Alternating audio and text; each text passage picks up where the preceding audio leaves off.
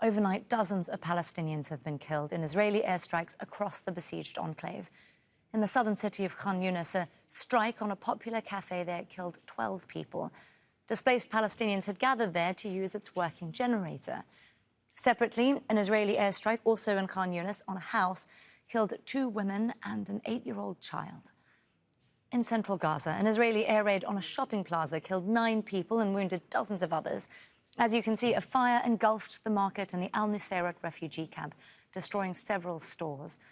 Let's bring in a Palestinian journalist, Hani Abu Isheba. He joins us now from Khan Younis in the Gaza Strip. Hani, we know the bombardment has been intensifying there in Khan Younis. Can you tell us what you've been seeing and hearing? Yes, the past 24 hours has been really intense for Palestinians living in the northern part and the southern part of the Gaza Strip under mass bombardment.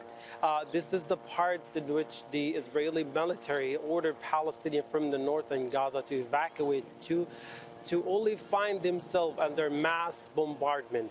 So late hours of last night at about 11 o'clock, a busy street in the Nusayrat refugee camp. This street is a thriving market for the people of Nusayrat camp, and because of the people who evacuate to that area, it became more busy and crowded. People were lining up at one of the popular food restaurants buying their dinner, where it was targeted, leaving tens of casualties. Initial reports talk about more than 10 were killed at the spot. One of those victims is a Dutch national, a woman carrying the Dutch nationality, killed in the attack on a Nusayrat market in Nusayrat camp in the middle areas of the Gaza Strip.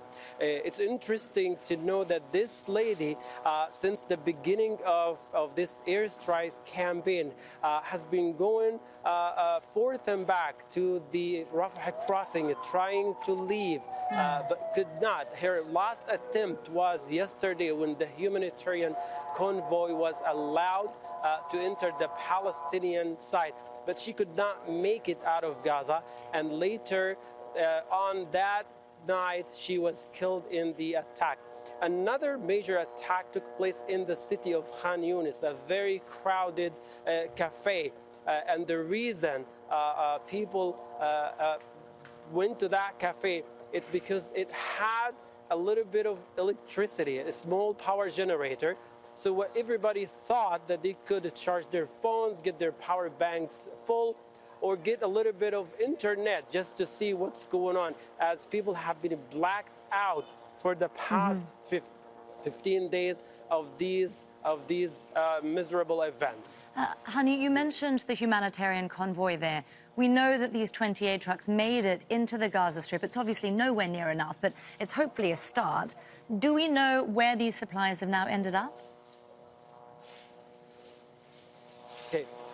Well, we just learned half an hour ago that those 20 trucks who were allowed into the Gaza Strip are still outside the Palestinian gate, just a few meters away from the Palestinian gates, and were not allowed to move away from the Rafah crossing.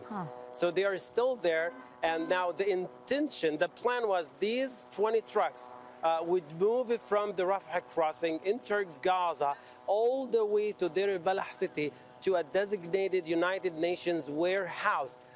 It's important to mention that these humanitarian aid are only intended for the southern part of the Gaza Strip. None of these humanitarian aid is going to the northern part or Gaza Governorate.